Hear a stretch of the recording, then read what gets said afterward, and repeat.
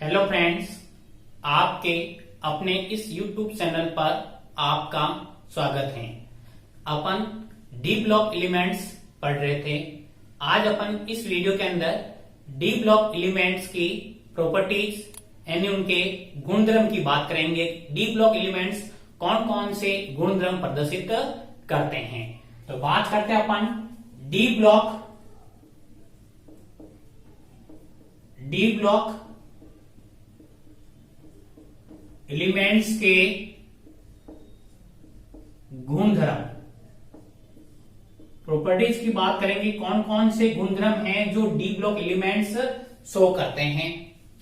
पहले प्रॉपर्टीज की बात करें अपन तो डी ब्लॉक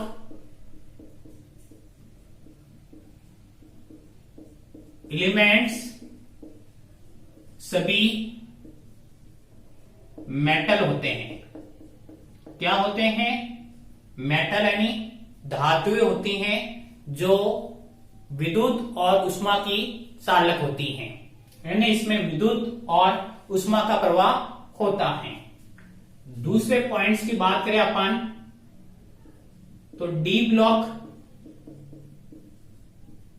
एलिमेंट्स एक से अधिक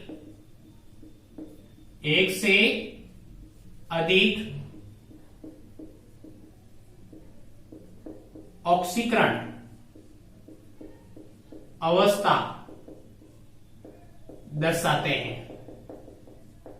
इंपॉर्टेंट पॉइंट है, डी ब्लॉक एलिमेंट्स हैं वो एक से अधिक ऑक्सीडेशन स्टेज रखते हैं, या अपन कह सकते हैं परिवर्तनशील संयोजकता रखते हैं।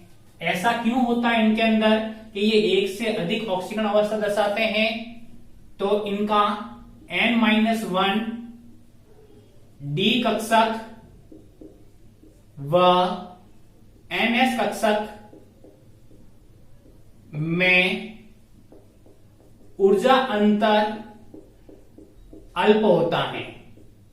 अल्प होने के कारण ये एक से अधिक ऑक्सीकरण अवस्था दर्शाते हैं। बात करते हैं अपन 3D सीरीज के अंदर mm की, तो ये +2 से +7 ऑक्सीडेशन नंबर दर्शाता है, Mn+7 तक। 3 नंबर पॉइंट की बात करते हैं तो डी ब्लॉक एलिमेंट के यौगिक रंगीन होते हैं। कैसे होते हैं? रंगीन यानी ये कलरफुल होते हैं। नेक्स्ट पॉइंट की बात करते हैं तो ये चुंबकीय प्रकृति की बात करें अपन तो अनुचुंबकीय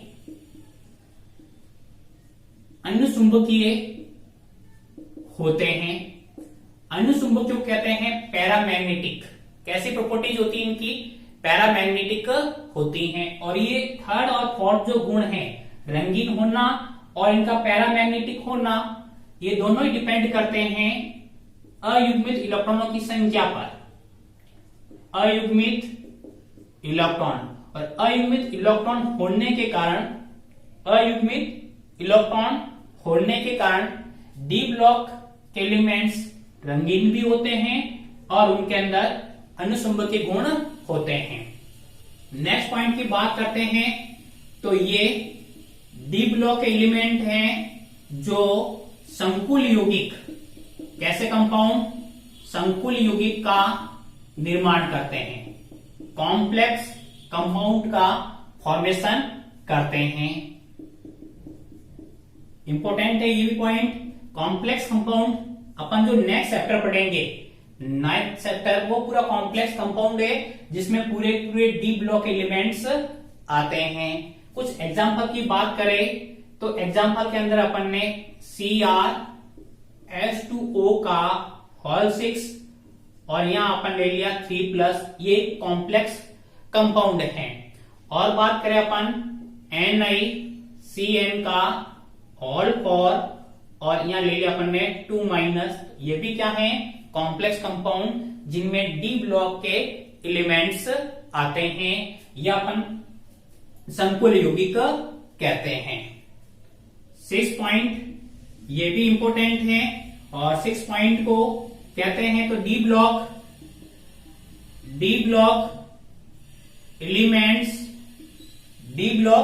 एलिमेंट्स अंतराकाशी यौगिकों का निर्माण करते हैं।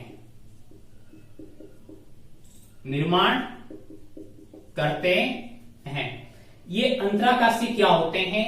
तो जितने भी संक्रमण तत्व हैं उनके क्रिस्टल निबिड़ संकुलित अवस्था के अंदर होते हैं और उन निबिड़ संकुलित के अंदर कुछ छोटे छोटे रिक्त स्थान हो जाते हैं जिन्हें अंतराकाश कहते हैं। और इन अंतराकाश के अंदर अधातुएं, ये जो निबिड़ संकुलित संरचना है और इस निबिड़ संकुलित संरचना में ये जो स्थान है, छोटा सा स्थान, इसमें कुछ अधातुएं आ जाती हैं। अधातु में नाइट्रोजन, कार्बन, बोरॉन, हाइड्रोजन आ जाते हैं। इनसे जो यौगिक बनते हैं उनको कहते हैं अंतराकाशी यौगिक। तो डी ब्लॉक के एलिमेंट्स अंतराकाशी यौगिकों का निर्माण करते हैं। और बात करें अपन तो ये मिश्र धातु बनाते हैं। क्या बनाते हैं? मिश्र धातु का निर्माण करते हैं। मिश्र धातु क्या होते हैं कि जो डी ब्लॉक एलिमेंट्स हैं उनको एक से अधिक आपस में मिलाकर अपन नए जो धातु का क्या कर सकते हैं, निर्माण करते हैं। उसी धातु कहते हैं मिश्र धातु। उदाहरण की बात करें तो पीतल आप सभी जानते हैं। पीतल और पीतल के अंदर जो एलिमेंट्स होते हैं डी ब्लॉक के, वो होता है एक तांबा कॉपर और दूसरा होता है जिंक। और बात करें तो जर्मन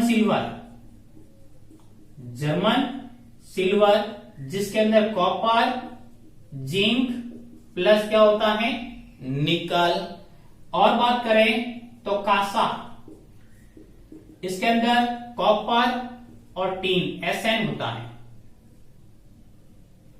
तो इनके अंदर डी ब्लॉक एलिमेंट्स हैं वो किस धातु का निर्माण करते हैं? मिश्र धातु का निर्माण करते हैं। पीतल को याद रखने का तरीका है पिताजी। क्या याद रख सकते हैं? पिताजी। पी फॉर पीतल, ता फॉर तांबा, जी फॉर जिंक। पीतल को याद रखने का ये शॉर्ट तरीका है। और बात करें अपन 8 नंबर पॉइंट की, तो जो डी ब्लॉक के एलिमेंट्स है वो कैटालाइटिक का वर्क भी करते हैं। उत्प्रेरक के गुण होते हैं इनके अंदर। तो इनमें उत्प्रेरक के गुण होते हैं। जैसे बात करते हैं अपन हेबर विधि, और हेबर विधि के अंदर अमोनिया का निर्माण होता है जिसमें फेरिक Fe का प्रयोग किया जाता है। हाइड्रोजनीकरण विधि है, उसके अंदर निकल का प्रयोग किया जाता है। तो जो डी ब्लॉक एलिमेंट्स हैं उनमें उत्प्रेरक कैटालाइटिक का वर्क भी होता है।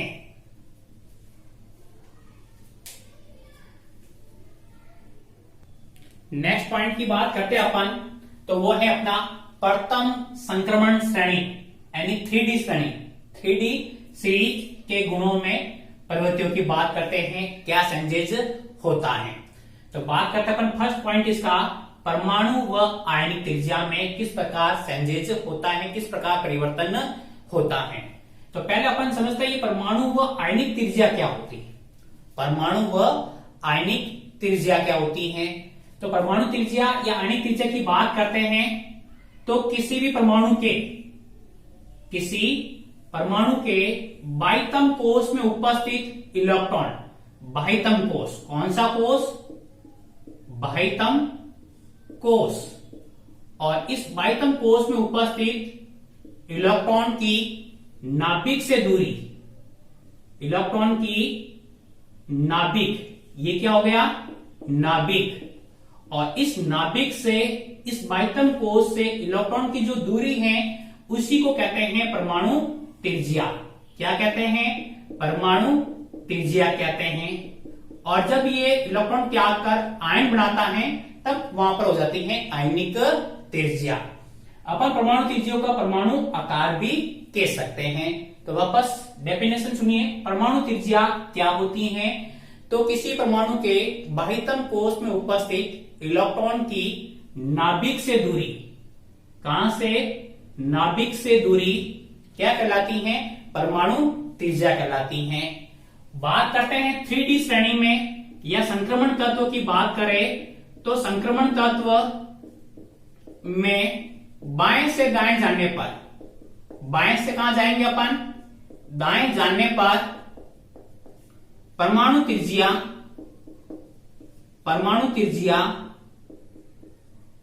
घटती है। परमाणु त्रिज्या क्या होती है, घटती है, लेकिन ये अपेक्षाकृत कम घटती हैं। ऐसा क्यों, ऐसा इसलिए होता है कि अपन बात करते हैं N-1D कक्षक, N-1D कक्षक में इलेक्ट्रॉन भरने के कारण लगने वाला परिरक्षण प्रभाव नाभिकीय आवेश को, दोनों प्रभाव ध्यान रखने अपने को, परिरक्षण प्रभाव और नाभिकीय आवेश। तो परिरक्षण प्रभाव नाभिकीय आवेश को संतुलित कर लेता है, संतुलित कर लेता है।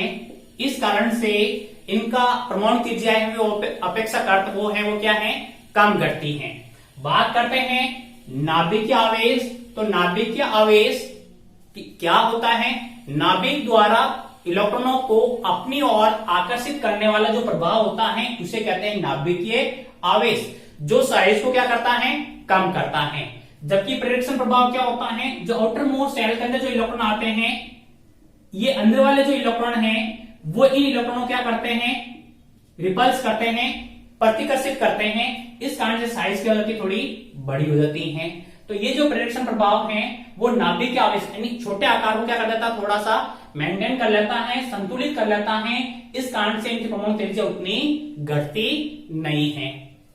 बात करते हैं अपन, इंपॉर्टेंट पॉइंट है, स्केडियम से Cr तक, क्रोमियम तक परमाणु त्रिज्या घटती हैं। कहां से कहां तक, स्केडियम से क्रोमियम तक जाने पर परमाणु त्रिज्या क्या है, घटती हैं। Mn की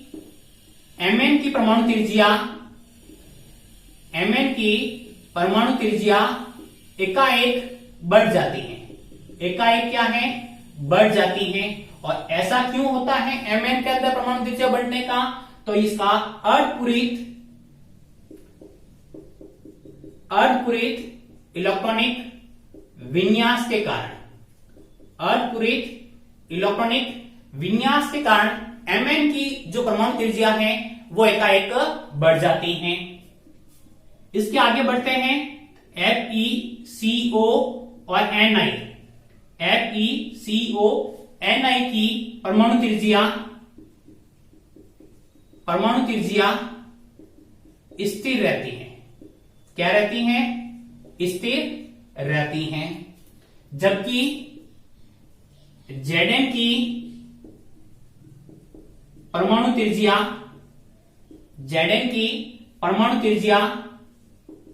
बढ़ जाती हैं या अधिक होती हैं। Zn की परमाणु त्रिज्या अधिक होती हैं। और इसका क्या रीजन है कि इसकी परमाणु त्रिज्या अधिक होती है, तो जैसे Mn के अंदर हाफ फिल्ड हुआ तो इसका है पूर्ण पूरित इलेक्ट्रॉनिक विन्यास के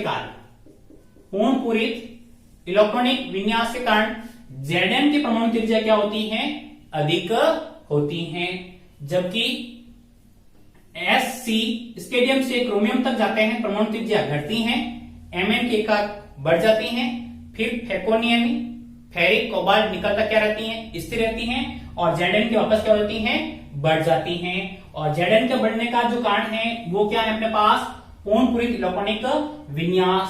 क्योंकि Zn का जो इलेक्ट्रॉन विन्यास होता है 3D और 4s2 होने के कारण इसकी परमाणु त्रिज्या क्या होती हैं, अधिक होती हैं।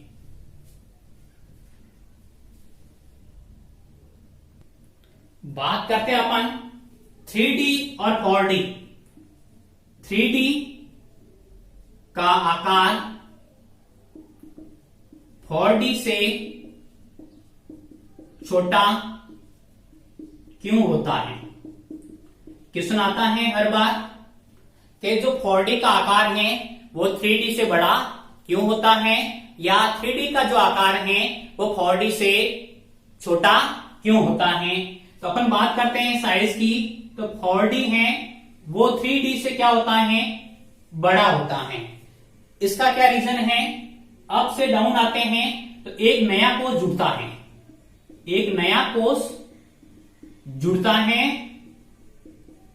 जिस कारण से 4D का जो आकार है वो 3D से क्या होता है, बड़ा होता है। नेक्स्ट बात करें सीरीज की अपन, तो 4D व 5D का आकार लगभग समान होता है। समान होता है क्यों? इंपॉर्टेंट पॉइंट है, इंपॉर्टेंट क्वेश्चन है कि 4D व 5D का आकार लगभग समान क्यों होता है। तो एक मेन पॉइंट आता है जो इंपॉर्टेंट है, उसको कहते हैं लेंथेनॉइड संकुचन। लेंथेनॉइड संकुचन। और इस लेंथेनॉइड संकुचन के कारण 4D और 5D की जो साइज है वो लगभग क्या होती हैं, बराबर होती हैं। एग्जाम्पल की बात करते हैं अपन, जेडआर जर्कोनियम की जो साइज है वो हाफेनियम के बराबर होती है।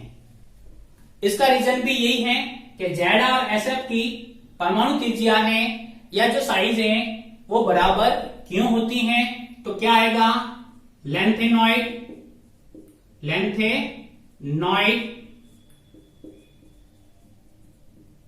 संकुचन। और इस लेंथेनॉइड संकुचन के कारण, लेंथेनॉइड कॉन्ट्रैक्शन के कारण इनकी जो साइज है 4D और 5D की वो लगभग क्या रहती हैं, समान रहती हैं। दोनों क्वेश्चन हैं, ये वाला और ये वाला, ये तो वेरी वेरी इंपॉर्टेंट है, जिसमें से क्वेश्चन 4D 5D से रिलेटेड आ सकता है, या फिर एग्जांपल लेके ZR और HF की परमाणु त्रिज्या या परमाणु आकार लगभग समान क्यों होता है। तो अपने को ध्यान रखना है किस कारण से, लेंथेनॉइड संकुचन के कारण। और इस लेंथेनॉइड संकुचन को अपन जब लेंथेनॉइड पढ़ेंगे तब इसको अपन विस्तार से जानेंगे।